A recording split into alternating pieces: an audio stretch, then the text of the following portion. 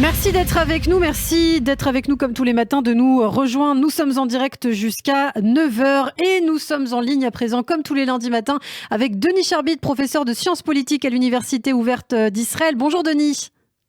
Bonjour Ilana. Et toujours un plaisir de vous retrouver pour analyser l'actualité politique en Israël.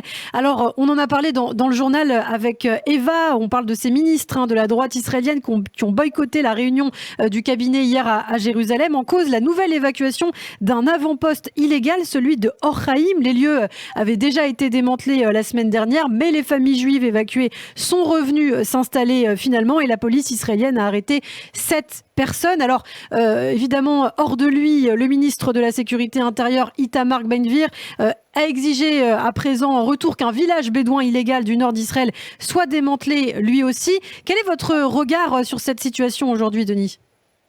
Écoutez, c'était un test important, je dirais même significatif, sur ce à quoi on s'attendait depuis le début lorsque l'on a lu les accords de coalition qui prévoyaient donc la nomination de Bezalel Smotrich, par ailleurs ministre des Finances, comme ministre à l'intérieur du ministère de la Défense, qui est détenu par Yoav Gallant du Likoud, avec cette idée d'un partage des tâches entre toutes les tâches militaires donc confiées à Yoav Gallant et les tâches civiles concernant donc la population des implantations en Judée et en Samarie, confiées donc à Bezalel Smotrich. Et il est vrai que on se disait comment il va y avoir nécessairement des querelles, je dirais, d'investiture, d'autorité, qui a raison, qui doit donner l'ordre, qui doit s'y plier, etc. Et ça n'a pas manqué puisque, voilà, donc suite au décès du rabbin Chaim Druckmann, voilà, des habitants des implantations ont décidé de créer un avant-poste donc illégal, donc non autorisé par le gouvernement. Et il est vrai que dans la législation actuelle, lorsqu'il s'agit d'un avant-poste, non pas de ceux qui existent depuis près de 20 ans, ceux-là, effectivement, leur évacuation doit procéder d'une décision du gouvernement, mais lorsqu'il s'agit d'une implantation, on va dire, sauvage, créée la veille, l'avant-veille, la semaine d'avant, eh bien, le ministre de la Défense ne doit pas demander l'avis de qui que ce soit, et c'est donc avec l'autorité militaire qu'il a donc décidé de procéder à cette évacuation. Mais voilà que Bezalel Smotrich, qui, voilà, on pouvait pressentir le conflit d'intérêts, puisque, bien sûr, Bezalel Smotrich se sent le garant de non seulement des habitants d'implantation, mais également de ceux qui créent ce type d'implantation donc sauvage, illégale, sans aval du gouvernement, eh bien, a donné l'instruction, lui, de son côté, à l'administration civile, eh bien, de reporter sine die l'évacuation en disant, voilà, il faut attendre une discussion au gouvernement, etc. Et pourquoi c'est important ? C'est pas le conflit en tant que tel, c'était évident, ce sera évident, et il y en aura d'autres durant les prochaines années, de ces conflits-là entre l'autorité militaire incarnée par Yoav Gallant, le ministre de la Défense, et Bezalel Smotrich, qui est en quelque sorte le porte-parole des habitants de Judée, et puis l'aile, on va dire, activiste, militante de l'implantation tous azimuts dans les territoires.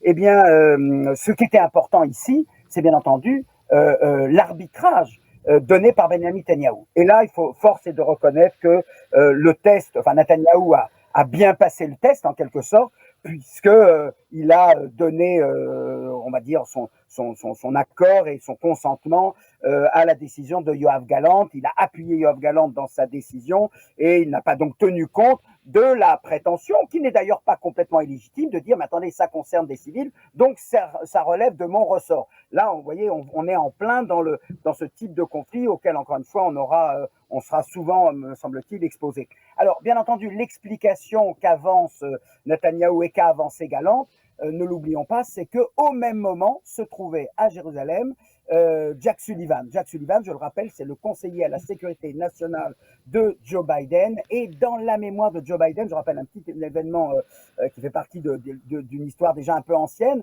Lorsqu'il était vice-président de Barack Obama, il est venu en Israël en visite officielle. C'était la première visite officielle de Biden comme vice-président des États-Unis. Et il n'avait pas encore quitté le territoire d'Israël, il n'était pas encore envolé vers les États-Unis, on autorisait la construction de logements dans un territoire, près de nord de Jérusalem, qui avait été fortement contesté. Et pour Biden, ça avait été une vraie crise avec Netanyahou à ce moment-là.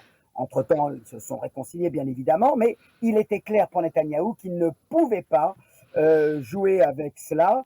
Et je dirais qu'en appuyant Galante au détriment de Bezalel Smotrich, Netanyahou a montré que voilà, il y a des intérêts supérieurs de l'État et notamment la préservation des relations stratégiques entre Israël et les États-Unis, Oui. ce qui veut dire que quand bien même on est un gouvernement souverain, un État indépendant et souverain, on ne peut pas tout faire. Il faut tenir compte également des États-Unis. Et la réaction, vous l'avez cité, Eva Soto l'a cité tout à l'heure, c'est que hier, donc réunion hebdomadaire du gouvernement, a été boycottée par les ministres du mouvement du sionisme religieux.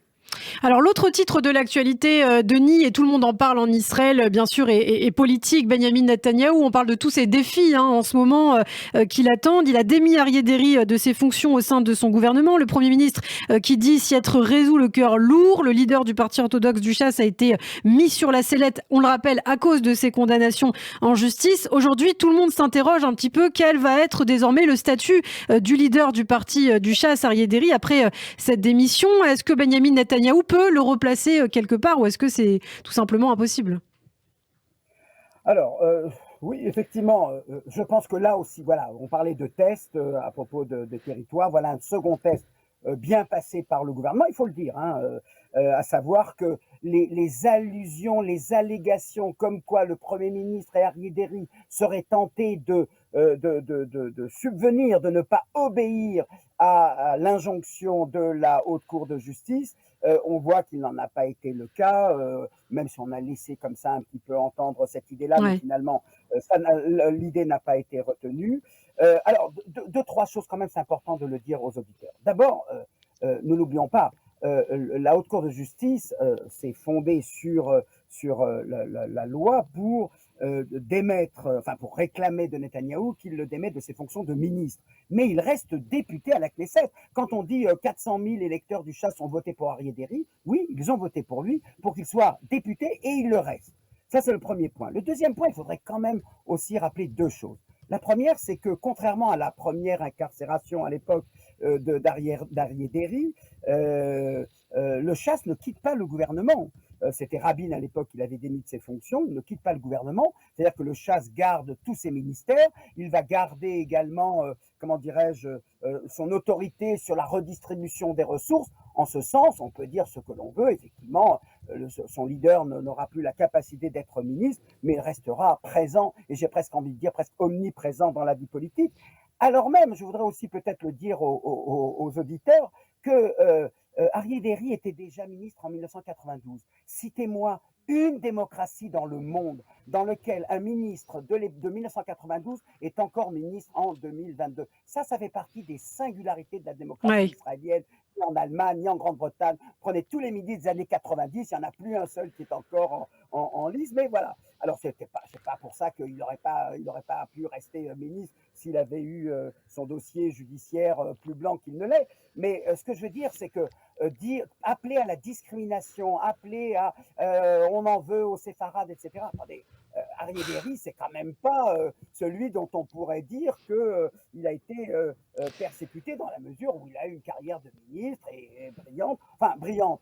Vous savez, même là-dessus, je m'interroge un peu. Dites-moi une loi, dites-moi une contribution extraordinaire d'Aryeh Deri à la politique israélienne.